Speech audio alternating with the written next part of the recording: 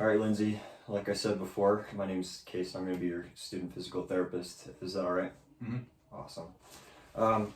So like we briefly talked about before, I want to do a little bit of education about exactly what pain is. Is that okay? Mm-hmm. Awesome.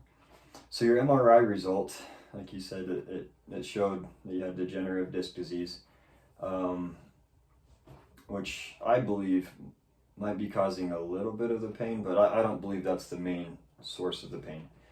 So pain has a couple different purposes. One of the main purposes is to, of course, warn us of danger, right? It tells us, like, I got a cut on my leg, I'm in pain, you feel pain, right?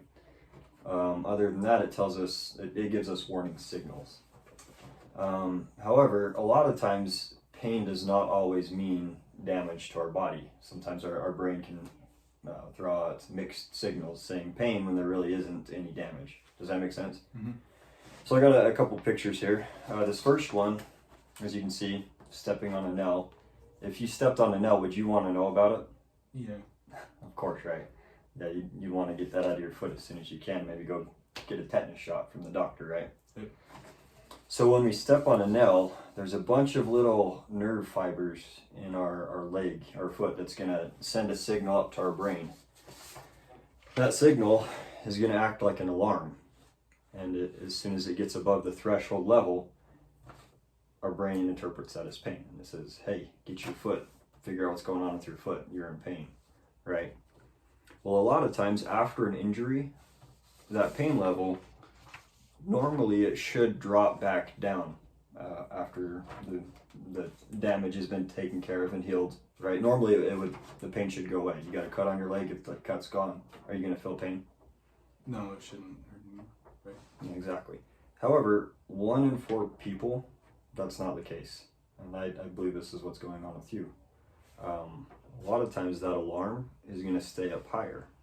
It doesn't drop all the way back down to that normal level. And that's normal. That happens in a lot of people.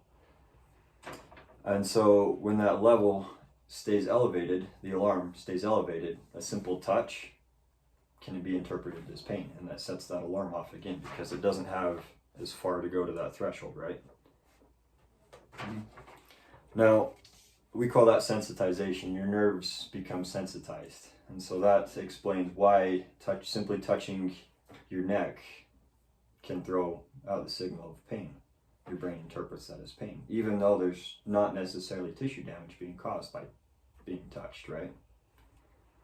Now, would you say that you've found yourself being a little more stressed or anxious because of worrying about your neck?